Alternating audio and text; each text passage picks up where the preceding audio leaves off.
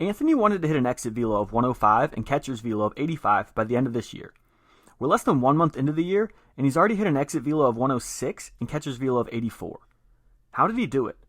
By stepping away from baseball. Yep, you heard that right. Anthony was already a really good baseball player. He's a Division I commit who's been training with us since 8th grade, and the entire time I have known him, he's been a workaholic obsessed with his craft. Through pure obsession and grit, Anthony took his exit velo from 85 miles per hour when he started with us in 2022 to 100 miles an hour in October of 2024. Then, he did something he's never done before. He stepped back from baseball. He shut down throwing completely and significantly limited the amount of time he spent in the cage. He decided to place his primary focus on developing his physical engine. You see, we can break down sports into 4 categories: tactical knowledge, technical skill, physical abilities, and psychological abilities.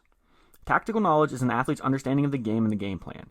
Do they know what to do and when to do it? Can they get up on the whiteboard and draw up the X's and O's for different situations? Technical skill refers to the movements that are specific to a sport. Think shooting a basketball, catching a football, throwing a baseball, and serving a volleyball. Physical abilities are the biomechanical, anatomical, and physiological qualities that lay the foundation for athletic performance. The physical abilities that we identify and train are strength, speed, agility, quickness, power, body comp, balance, mobility, stability, resilience, and conditioning. Psychological abilities represent the mental state of an athlete before, during, and after competition. Different sports emphasize different categories. Football is very tactical and physical, but not so technical. Baseball is an incredibly technical sport. All that cage work, breaking down film, and getting behind the plate is technical skills work. That's great and incredibly important, and Anthony is phenomenal at dialing in his technique. But at some point, fine-tuning your mechanics isn't going to matter if you have the physical engine of a Prius.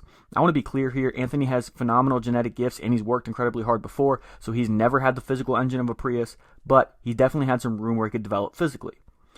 Different seasons of each year and different seasons throughout your career should emphasize different categories. So Anthony had always worked hard in the weight room, but he decided to take an off season and actually make it his primary emphasis. He crushed it in the weight room 3 times per week, locked his diet in, and dosed in more sprint work than he ever has.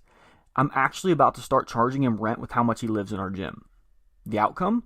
His catcher's velo, which was already the 4th fastest in the country, improved by 2 miles per hour in his very first session back to full effort, and he smoked his 2025 exit velo goal in the very first month of the year. Anthony is a prime example of what happens when you layer on elite genetic ability with even more elite work ethic and obsession with your craft. I'd say the sky's the limit for him, but that might be selling him short.